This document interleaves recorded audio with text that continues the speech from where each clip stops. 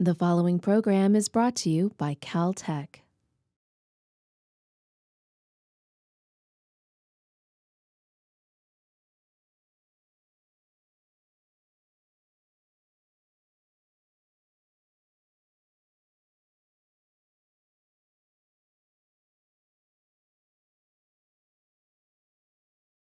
Pleased to introduce our next speaker, Ashish Mahabal. Ashish did his PhD at UCA in Pune, India, on galaxies, he tells me.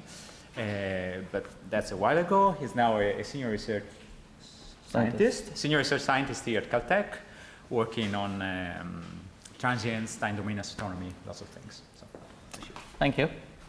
Glad to be here talking about this. So what I'm going to do is that give a broad overview of classification of transients and go into specifics of a couple of methods we are using. But what I'd like to do more is go into some of the challenges that we have in classifying transients and see what we can be doing during the workshop.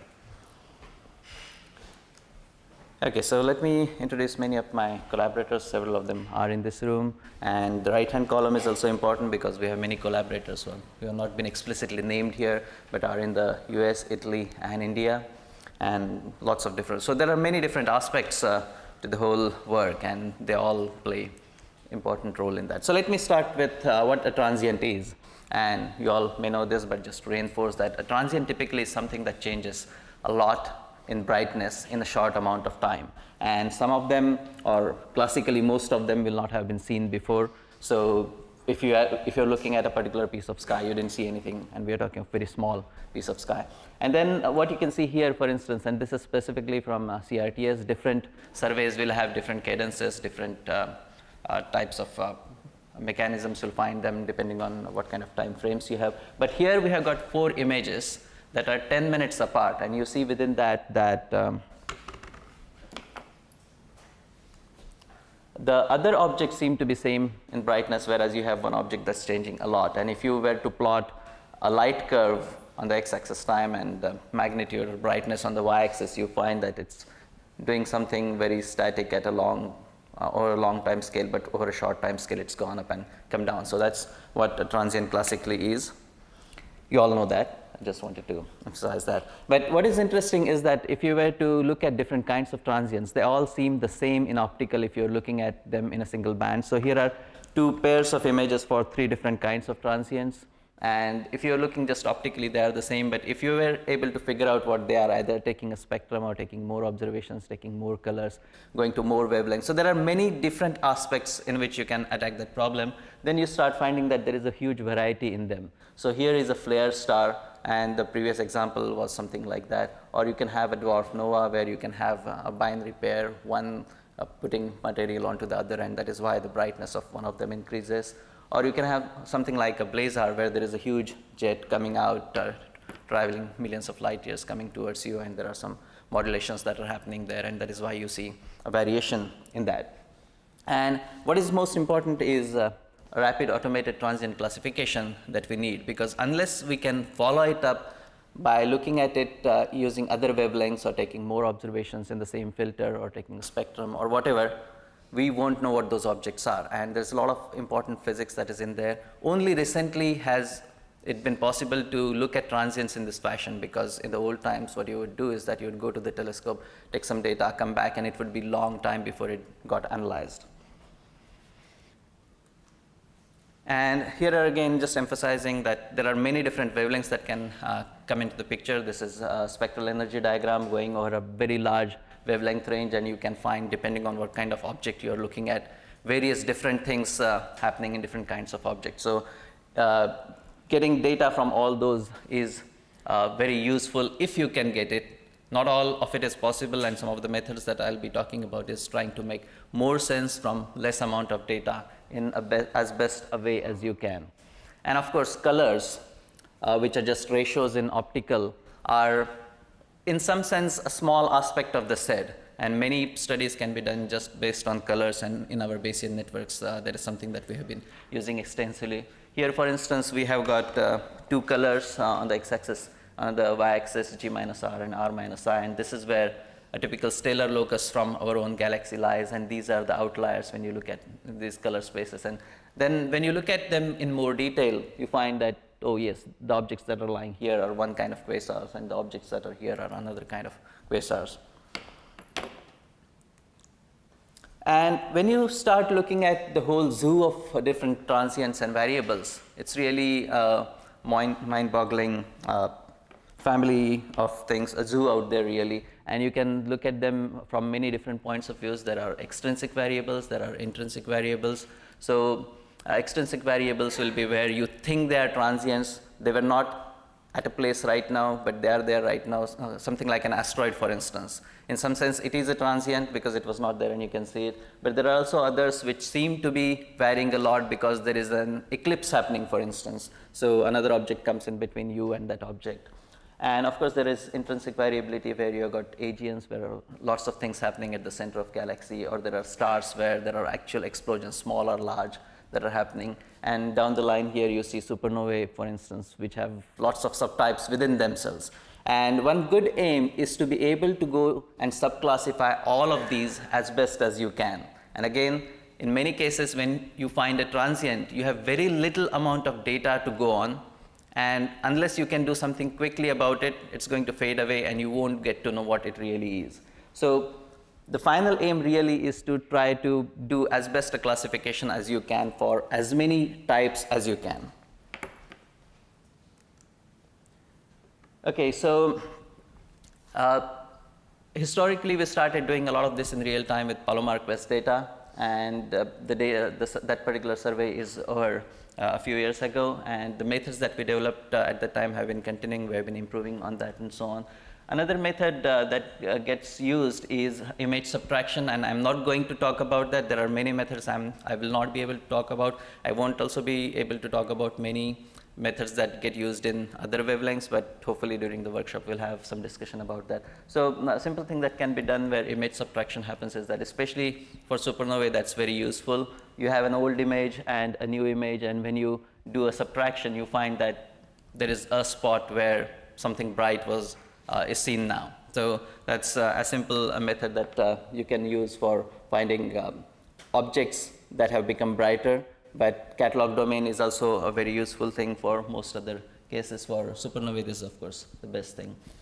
The other survey that we have been using for the last few years is the Catalina real-time transient survey, and I'll show you some examples from this later on. So there are 3 telescopes that are involved of different sizes, but the main thing is that a large area is covered. And when you cover a large area again and again, what you can do is that differences in the catalogs of the 2 epochs or more epochs that you have, and figure out what are the transients. And these are some of the details, and we can come back to this if we have more time later on. And of course, there are many surveys that are coming up in the near future or are already happening, and also in other wavelengths. So PTF is also happening from Caltech right now. SkyMapper, they have been taking a lot of data from the southern hemisphere. Pan-STARRS, you have been hearing more and more about that. And also there are going to be many space-based missions like AstroSat and Gaia. And of course, LSST is going to be the mother of all transient surveys as far as optical domain and ground-based is concerned. But there's also SK coming up and ASCAP, which are just the pathfinders to SK. They are going to generate a very large number of transients, not just data. So it's all there, and many of these techniques are going to be applicable to them as well. So these are some of the CRTS event detections, and you can see that these are in thousands. If you look at just the total OTs, you can see. So 3820, and you can do a little bit of classification based on the very initial data, because 4 epochs get taken, and just from those 4 epochs, it's an open survey, so there is no filter, but just by looking at the variation and the past history for that object, you can say a little bit about what kind of object it is likely to be. And we have only 4,000 really, because we have been putting the threshold to be fairly high. If we were to reduce the threshold, we'll be finding more and more, but we won't be able to classify them right now given the machinery we have, and that is where the newer techniques are really going to be useful. And this is a typical way we look for transients. So you get images, convert them into catalogs, look for objects that are real out of that, and then try to make meaning out of those. And this is what gets followed for most surveys, really. So this is the broad diagram of event classification, and I have talked only a little bit about some of these. So this is the black box really where the classification occurs. The kinds of inputs that go on is a lot of contextual information. Is there a galaxy nearby? If yes, it's more likely to be a supernova. Is there a radio source nearby? If yes, it's more likely to be a blazar and something like that, but you make it quantitative. And then only a few parameters are known for any given new transient. So what is its location? What is its flux in this particular filter or in that particular filter? Or how much has it changed in this amount of time? Something like that. And you have a lot of priors, and these become very crucial because for the transient you don't have prior history. So you try to figure out what kinds of objects behave in what fashion. So you try to put together colors and then various other graphs and plots related to, and we'll see some of them next. And then you try to combine that together and try to put out a list of probabilities or likelihoods of that particular transient being a certain kind of object. And then that hopefully will tell you what next observation to take. And using that, then you come back, feed that information back in so that you can keep on improving your classification till you have a secure classification. And these are the kinds of priors that I meant. So here you have got box plots with a delta t of 1 day. On the x-axis, you have got several different classes of objects. So you can clearly see that if you look at one type of object, take 2 observations 1 day apart, take another type of object, take observations 1 day apart, and then just do box plots of them, just do a distribution of them. There is a variety of them. And then if you have a single observation, then just looking at this, you can attach some kind of very broad significance to that. Is it likely to be a CV? Is it likely to be a supernova, and so on? And of course, you need lots of different priors, and by combining those different priors in many different ways, you can come to a somewhat better conclusion which drives your next observations and so on. So here is with a delta t of 2 days, you already see that it is different, so you can make it quantitative at different time scales. Here it is only for the change in magnitude. Okay, so what you saw in the box plot, because it gives you only 5 numbers, a mean and 2 sigmas and outliers and so on. If you have got a dual distribution like that, it is not going to come out of a box plot. So you need to have priors that also are histograms and so on. This is again just a color histogram for RR Lyrae done at a certain delta t.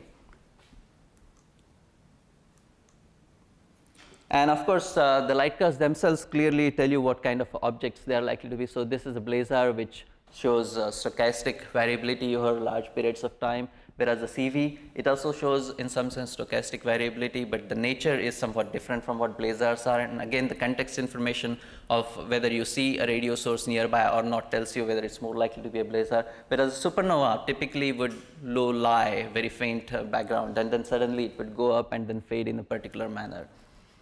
And variables and transients, they're really the distinction of one's perception, what you are aiming for, because all transients are really variables. It's only that your previous observations did not go deep enough to reveal what was there before.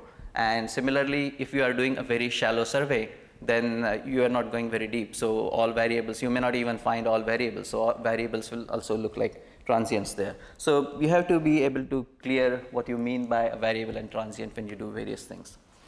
And we have been using Bayesian networks a lot. It's really a good way to go, mainly because it allows you to deal with data that does not exist. So there are a lot of gaps in the data that you have. For some objects, you may have only R-band data. For some, you may have only G-band data. For some, you may have a delta T of such and such. But by building large enough priors, what Bayesian networks allow you to do is be able to deal with it very meaningfully. Secondly, what it does allow is doing the causal connections between different observables you have, because in astronomy, as we all know, of course, you can only observe things, and even that we can only have a limited number of resources, so we can only observe them at such and such times using such and such filters and so on. Again, Bayesian networks are very good at using that. Then there is no holdout necessary when you have small sets of data. That's a very positive thing. And domain knowledge can be incorporated in a meaningful way.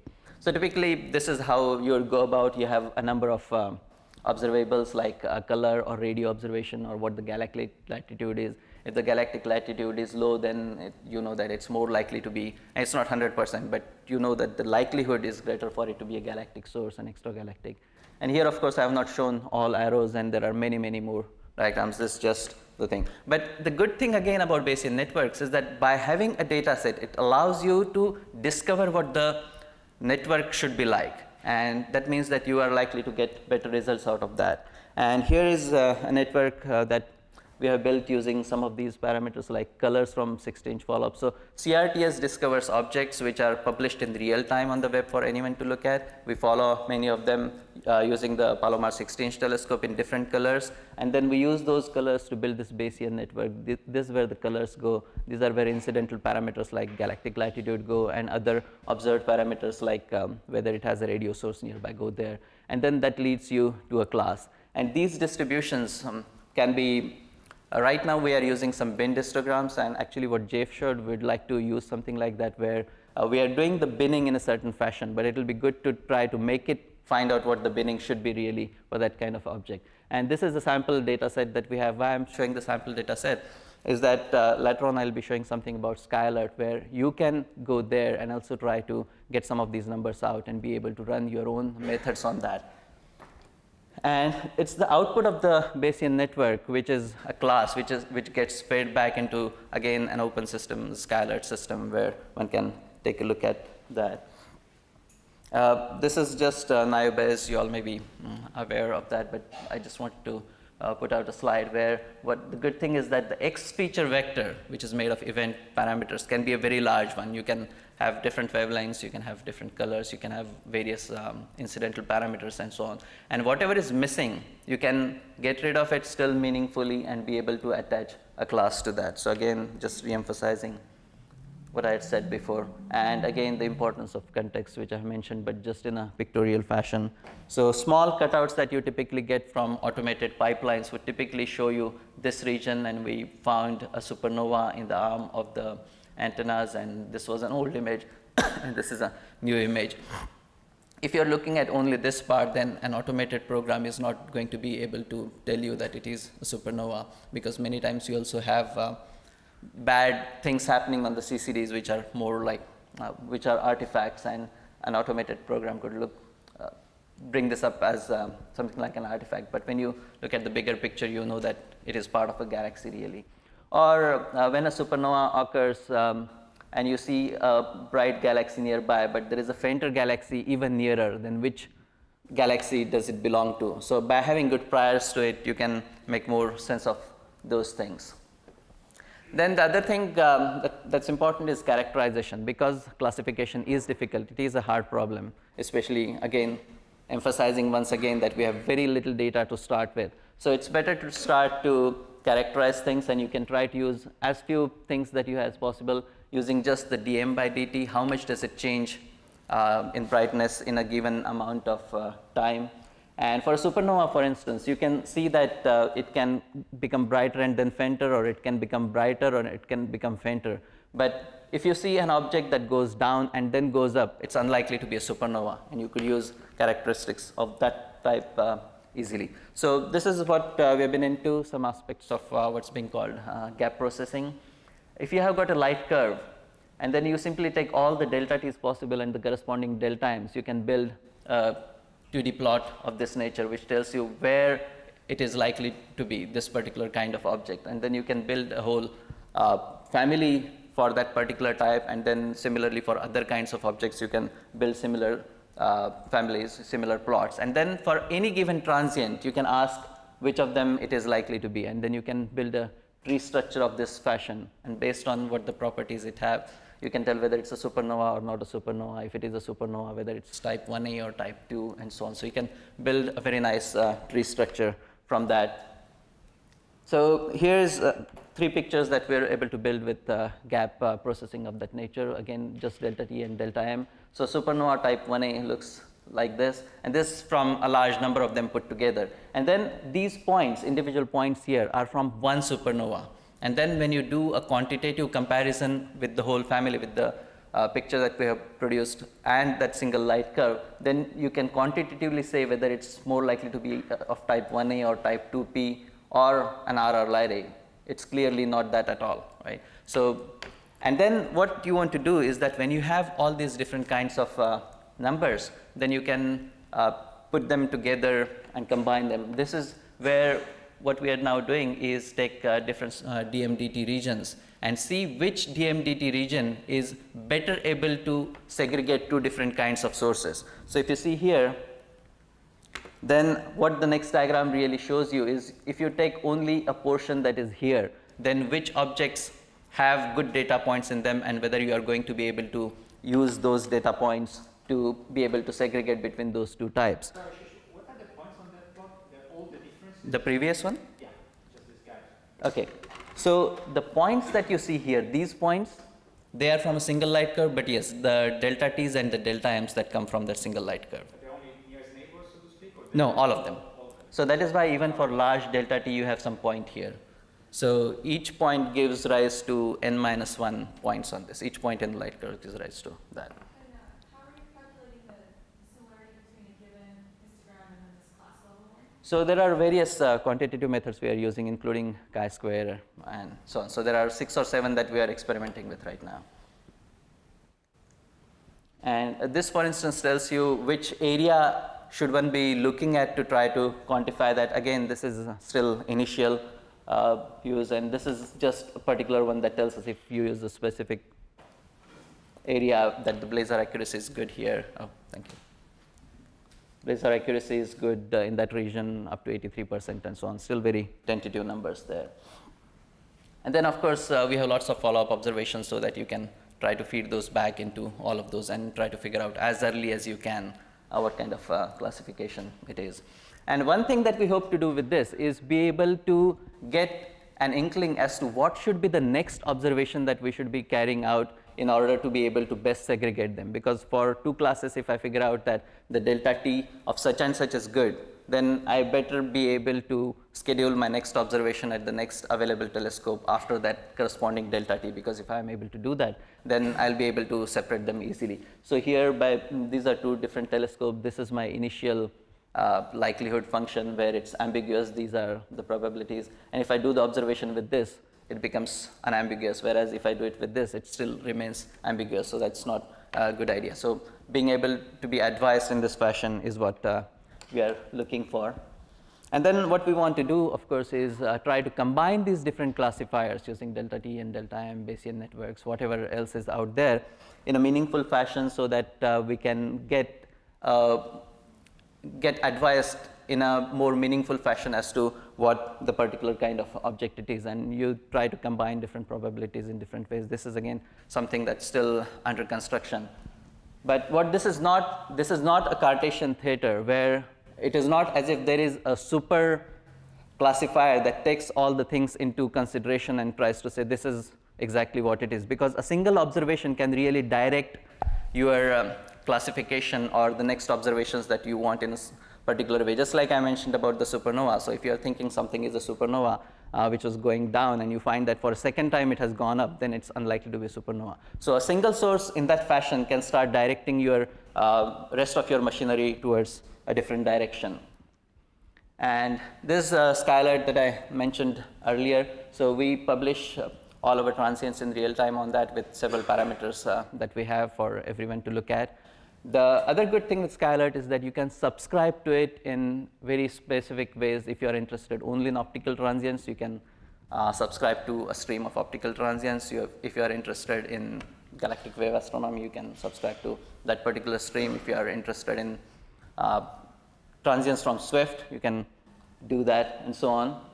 And they get annotated when new observations come in, and the annotations can be passive annotations as to is there a radio source nearby from past observations, or if there's a new radio follow-up that happens, whether it detected something, and so on. And all that is linked into it. We also have the images and the location shown on Worldwide Telescope and in Google Sky and so on. So lots of information in skyalert that you can see there. The other interesting thing is that what you can do is that you can get information on all past transients as well. You can subscribe to a particular stream or a combination of two streams and have your own criteria. Give me only objects that are brighter than 16th magnitude or which are between 16th and 19th magnitude and so on. And then you can run your own classifiers on that, your own methods on that, and you can feed that information back in. Based on a subset of information, if you learn that this is more likely to be a supernova. It is possible for you to annotate the portfolio. It's possible for you to annotate the information that's in there right now, saying that, oh, this is more likely to be an object of such and such type. And you can do various kinds of analysis based on that. For instance, you can simply you can figure out by resolving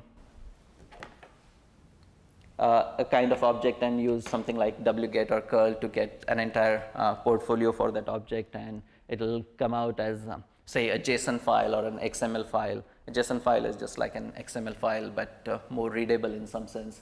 And using most programs, including R and MATLAB and so on, you can make sense out of that. So you can directly read from the URL of that object, and you can figure out what are the parameters in there. You can get to specific things in there, and you can try to, if you wanted to do, for instance, coincidence matching from a completely different wavelength, you can ask whether there is a optical source known near whatever gravitational wave machine has thrown out as a transient.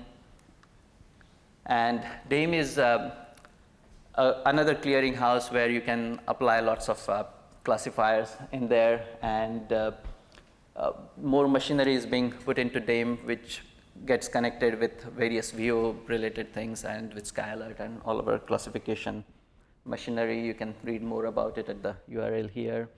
And VOStat, again, you can put in many statistical related outputs. So if you have something of your own, you can feed that back in using something like this. And I won't talk more on this. I'm running out of time now. But we are also involved in doing various pattern recognition thing using citizen science. So the computers, we can teach them only so much, but if we can learn from the humans how better to do that. And Matthew leads a little bit on that, and we should hear a little bit more on that, how that goes on. For instance, astrocollation, trying to combine the information from humans and from computers and so on. So I'll leave you with this last bit about how the transient classification in general would work, that you start with a small number of epochs and try to do the best you can based on that, and then get more observations and try to iterate over so that until you get the best confirmed class possible. And lots of different things are being used for that. And this is where we are hoping to go with classification. So I'll stop with that. Thank you.